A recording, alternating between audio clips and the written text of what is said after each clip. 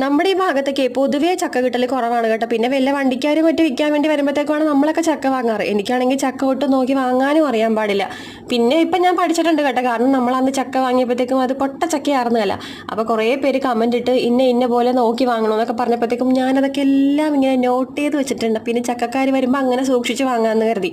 അപ്പോഴാണ് ഒട്ടും പ്രതീക്ഷിക്കാതെ നമുക്ക് ഇത്രയും ചക്ക കൊണ്ടുവന്ന് തന്നത് കേട്ടോ. പിന്നെ ഇതെല്ലാം കൂടെ ഒറ്റയ്ക്ക് നമുക്ക് തിന്നാൻ പറ്റില്ലല്ലോ. അപ്പോൾ അതുകൊണ്ടിട്ട് ഞാൻ എല്ലാവർക്കും പങ്കിട്ട് കൊടുക്കാമെന്ന് കരുതി. അപ്പോൾ അടുത്തുള്ള വീട്ടിലൊക്കെ കൊടുത്തേച്ചും. പിന്നെ അതേ നേരെ നമ്മുടെ അമ്മൂമ്മയുടെ വീട്ടിൽ വന്നിട്ടും നമ്മുടെ ലിസിയമ്മക്ക് ഒരു ചക്ക കൊടുത്ത്. അമ്മക്ക് ചക്കയെന്ന് പറഞ്ഞാൽ ജീവനായിട്ടാ. ആ ഒരു ഇതൊക്കെയാണ് ഞങ്ങൾക്കും കിട്ടിയേക്കണത്. അവിടെ ചക്ക കൊണ്ടുവന്നപ്പോഴത്തേക്കും അവർക്ക് സ്വർഗം കിട്ടിയതുപോലെ. അങ്ങനെ പിന്നെ ഞങ്ങൾ ചക്ക കൊടുക്കാൻ വേണ്ടി പോയ വഴി തന്നെ ആമിക്കുട്ടിയുടെ മുടി വെട്ടണമായിരുന്നു. അപ്പം ചേട്ടനും താടിയും മുടിയൊക്കെ വെട്ടണമെന്ന് പറഞ്ഞിട്ടുണ്ടായിരുന്നു കേട്ടോ. അപ്പം അങ്ങനെ അവിടെ ചെന്ന് നോക്കിയപ്പോഴത്തേക്കും കുറച്ച് അധികം ആളുണ്ടായി.